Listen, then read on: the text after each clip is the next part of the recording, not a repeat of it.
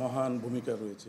বিগত ৫ বছরে ৫ এমডি পরিবর্তন হয়েছে রাষ্ট্রীয় উড়োজাহাজ সংস্থা বিমান বাংলাদেশ এয়ারলাইন্সে। নতুন দায়িত্বে মোহাম্মদ জাহিদুল ইসলাম। এর আগে তিনি ছিলেন প্রধানমন্ত্রীর বেসামরিক শিল্প ও বিনিয়োগ উপদেষ্টা সালমান এফ রহমানের একান্ত সচিব। একটু দিক নির্দেশনা বা আমাদের গতিবিধি। গণমাধ্যম কর্মীদের সাথে মতবিনিময় অনুষ্ঠানে এমডি জানান, বিমানের বহর আরও বড় হবে। নতুন রুট হিসেবে অস্ট্রেলিয়া ও দক্ষিণ কোরিয়ায় ফ্লাইট চালুর পরিকল্পনা রয়েছে। 2034-35-এ যাতে আমাদের 47টি এয়ারক্রাফট থাকে বিমান বহরে, সেই হিসাবে আমাদের বর্তমান 21টি আছে। 21টি থেকে 6টা ফেজ আউট হয়ে যাবে।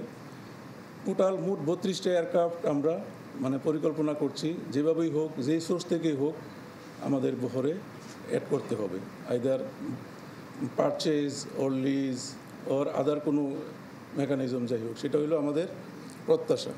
নগদের কাছে সব গ্রাহকই প্রিয়, তাই তো সারা দেশে ক্যাশ আউট চার্জ সবচেয়ে কম। টিকিট নেই কিন্তু বিমানের আসন ফাঁকা, এমন অভিযোগের কঠোর মনিটরিংয়ের কথা জানান তিনি। টিকিট নাই, আবার সিট ফাঁকা, এই ইয়ার থেকে যাতে আমরা ওপেনলি করে আমরা মুক্ত হইতে পারি। এবং এখানে আমি আপনাদের আহ্বান জানাচ্ছি, তথ্য এবং দিয়ে আমাদের সহযোগিতা করবেন। আমরাও আমাদের বিভিন্ন স্টেশন, আমাদের যে ট্রাভেল এজেন্ট আছে, সবার কাছে এই বার্তা দিয়েছি, আরও কঠিনভাবে দিব যে এই ইয়ার থেকে আমরা 100% মুক্ত হতে চাই। বিমানের দুর্নীতি রোধে গণমাধ্যমের সহযোগিতা চান মোহাম্মদ জাহিদুল ইসলাম। আপনারা কিন্তু খুব রেসপন্সিবল ভূমিকা পালন করছেন। আমাদের মাহফুজ কামাল, চ্যানেল 24, ঢাকা।